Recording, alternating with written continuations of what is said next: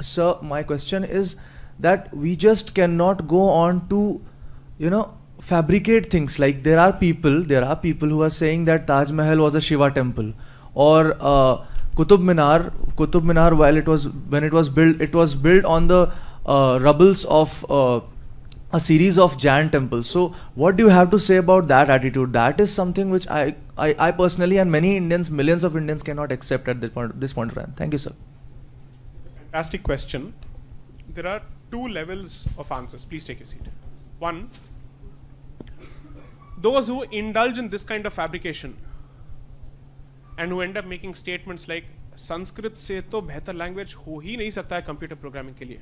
भाई आपने कोई उस पर रिसर्च किया है, कुछ शोधन किया है, आपने इस पर कोई रिसर्च आर्टिकल लिखा है?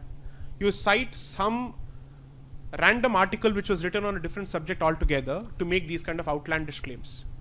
I am not saying maybe the statement is entirely wrong. I am simply saying these statements are made without any kind of basis. And that does grave injustice to people who are actually presenting facts. You're actually harming your own team by kicking a self-goal, by making these kind of statements. When you have facts to support you, why use myth? You don't need the Baisakhi of a myth to present your case when the facts themselves speak for themselves. So what is the Latin phrase for it? Res ipsa loquitur, right? So allow the facts to speak for itself and it will speak louder than your myth. Using some random Shastra, calling the Vaimanik Shastra written by Bharadwaj, saying that तब हम जानते थे कि पुष्पक विमान कैसे बनता है.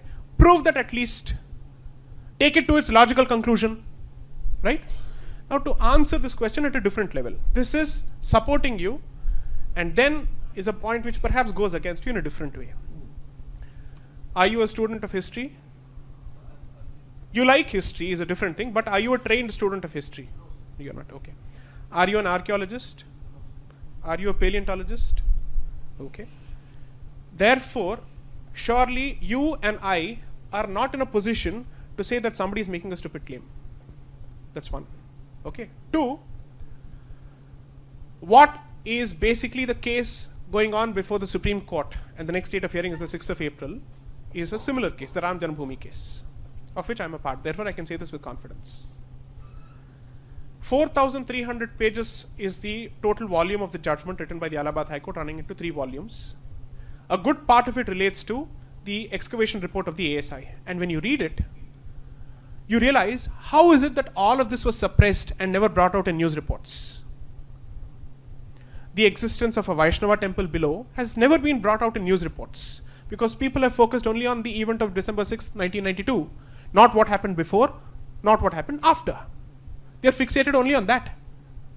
That's one.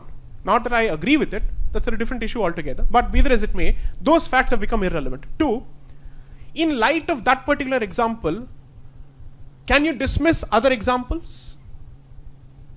Are you in a position to say, when I confront you with the example saying, this has happened in Ram Janmabhoomi, why should it be wrong for somebody to say, this could have happened in some other place as well?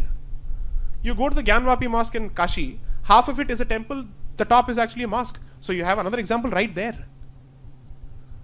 There used to be a board outside this place called Quwwatul Islam Mosque in Delhi, which board clearly said that the stones of that place and the steps of the place was made out of the rubble and the debris of X number of Jain temples and Hindu temples. That board is gone now. It does not exist because it's socially impalatable. That statement is or unpalatable. That's something that nobody wants to say. So that example exists. In which case, we don't know. Somebody could be right, somebody could be wrong. But I certainly have a problem with outlandish claims without support. Any statement of that sort. Somebody says Taj Mahal jo tha, ye Tejo Mahal hai tha. Australia jo tha, uska actual naam tha Australia. Somebody made this kind of a stupid statement also. He said, boss, don't look for Sanskrit in every word. That can't happen. At least give credit that somebody else has a brain too and some other language could have come out on its own. So let's not make these kind of statements. You have a better case to prove, you prove that case. But the problem in this entire thing is a certain legislation that was introduced called the Places of Worship Act of 1991, which basically stops anybody from agitating a similar issue such as the Ram Janmabhoomi, saying that this is a temple, this used to be a temple, which has been forcibly converted to a different place of worship, we want to take it back. except for the Ram Janmabhoomi, thanks to the law, you can't make a similar claim with respect to any other temple. That too, according to me, is patently unfair and unjust. Unfortunately, people should be talking about these issues, but they're hell-bent on manufacturing hoax and myths.